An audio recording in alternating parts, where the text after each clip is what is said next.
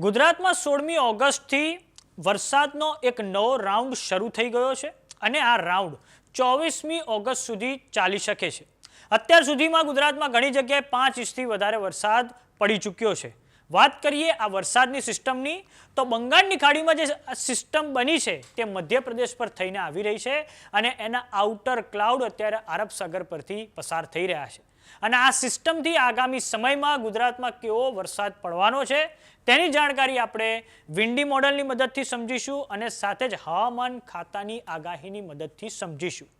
તો દર્શક મિત્રો, આ સ્ક્રીન પર તમે વિન્ડી મોડલ જોઈ રહ્યા છો. આ છે આપણું ગુજરાત અને હાલમાં આજની તારીખ છે 19, વાગી રહ્યા છે 9. તમે ગુજરાતમાં જોઈ શકો છો કે વિવિધ સ્થળોએ આ સિસ્ટમના કારણે ભારે વરસાદ પડી રહ્યો છે. વાત કરીએ ઉત્તર ગુજરાતમાં પાલનપુર, મહેસાણા, ખાસ કરીને અમદાવાદમાં પણ ભારેથી અતિ ભારે વરસાદ પડવાની આગાહી છે.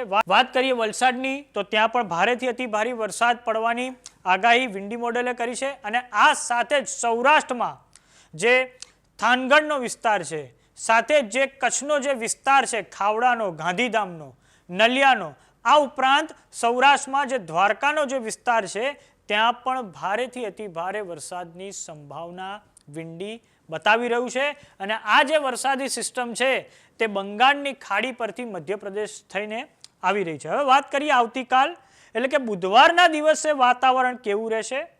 તો બુધવારના રોજ જે દક્ષિણ ગુજરાતનો જે વિસ્તાર છે, સુરત, વલસાડ, તાપી, ત્યાં ભારેથી અતિ ભારે વરસાદ પડવાની સંભાવના છે. એટલે જેને દક્ષિણ ગુજરાત જવાનું હોય તે સંભાળીને જજો.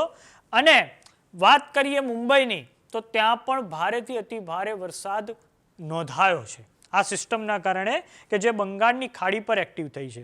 પછી જેમ જેમ આવતીકાલનો દિવસ આગળ જશે તેમ તેમ ભાવનગરની અને અમરેલીના જે કાંઠાના વિસ્તારો છે ત્યાં ભારે વરસાદ પડી શકે છે.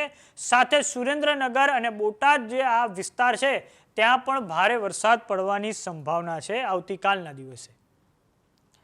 આ તમે જોઈ શકો છો વિન્ડી મોડલની મદદથી. અને જેમ જેમ પછી દિવસ આગળ જશે તેમ તેમ ગુજરાતમાં જે વરસાદથી પ્રભાવિત વિસ્તારો છે તેમાં નોંધપાત્ર રીતે વધારો થશે અને આ પછી કચ્છના જે વિસ્તાર છે, ગાંધીધામ, નલિયા, ખાવડા, ત્યાં પણ ભારે વરસાદ પડી શકે છે. આ બાજુ જામનગર, જુનાગઢ, રાજકોટ, સુરેન્દ્રનગર, ત્યાં પણ ભારે વરસાદ પડવાની સંભાવના છે. ભાવનગર તો છે જ.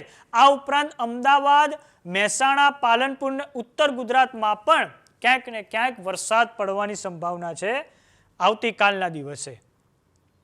દર્શક મિત્રો, હવે વાત કરીએ ગુરુવારની એટલે કે 21 તારીખની. તો તે દિવસે પણ એટલે કે પરમ દિવસે સૌરાષ્ટ્ર અને દક્ષિણ ગુજરાત પર ભારે વરસાદનો ખતરો ટળ્યો નથી. વાત કરીએ ઉત્તર ગુજરાતની તો ત્યાં પણ પાલનપુરની આજુબાજુના વિસ્તારો જે છે, મહેસાણાની આજુબાજુના વિસ્તારો છે, ત્યાં પણ ભારે વરસાદ થઈ શકે છે. આ વિન્ડી મોડલ આપણને બતાવી રહ્યું છે ગુરુવારના દિવસ માટે. પછી જેમ જેમ દિવસ આગળ જશે તેમ તેમ સુરેન્દ્રનગરમાં પણ ખૂબ ભારે વરસાદ પડવાની સંભાવના છે અને સાથે દક્ષિણ ગુજરાતના જે વિસ્તારો છે, સુરત, વલસાડ, નવસારી, તાપી, ત્યાં પણ ખૂબ ભારે વરસાદ પડી શકે છે પરમ દિવસ માટે. આ તમે સ્ક્રીન પર જોઈ શકો છો. તો દર્શક મિત્રો, પરમ દિવસે મધ્ય ગુજરાતમાં પણ એટલે કે 21 તારીખના રોજ જે બરોડાની આજુબાજુનો વિસ્તાર છે, સાથે દાહોદ અને ગોધરાની આજુબાજુનો વિસ્તાર છે, ત્યાં પણ ભારે વરસાદ પડી શકે છે. આ આપણને વિન્ડી મોડલ બતાવી રહ્યું છે. અને આ વરસાદ કેમ આવી રહ્યો છે તો બંગાળની ખાડીમાં જે સિસ્ટમ બની છે તે મધ્યપ્રદેશ થઈને અને હવે ગુજરાત આવી રહી છે, તેના કારણે આ વરસાદનો રાઉન્ડ શરૂ થયો છે. તો હવે આપણે જાણીએ કે હવામાન ખાતું શું કહી રહ્યું છે કે આગામી સમયમાં ગુજરાતમાં પરિસ્થિતિ વરસાદની કેવી રહેશે. जो फोरकास्ट अगले 7 दिन के लिए दिया गया है 19 अगस्त से लेकर 25 अगस्त तक गुजरात की दोनों क्षेत्रों में ही, जो सौराष्ट्र ऑफ कच्छ रीजन और गुजरात रीजन, दोनों क्षेत्रों में ही हल्का से मध्यम बरसात का संभावना रहेगा. और अगले 2 दिन दोनों क्षेत्रों में heavy to very heavy with extremely heavy rainfall red warning के साथ दिया गया है. और उसके आगे गुजरात रीजन में 21 अगस्त को very heavy to very heavy rainfall orange warning के साथ दिया गया है और 22 से लेकर 25 अगस्त तक हेवी रेनफॉल वार्निंग का इशू हुआ है येलो वार्निंग के साथ. और हमारा जो सौराष्ट्र कच्छ में वेरी हैवी रेनफॉल अगले 2 दिन मतलब 21 और 22 अगस्त के लिए दिया गया है। 23, 24, 25 के लिए हेवी रेनफॉल वार्निंग दिया गया है येलो वार्निंग के साथ। और अगले 5 दिन हमारा थंडरस्टॉर्म वार्निंग भी दिया गया है। 19 से लेकर 23 अगस्त तक दोनों क्षेत्रों में ही thunderstorm warning with lightning 30 to 40 kilometre wind speed के साथ।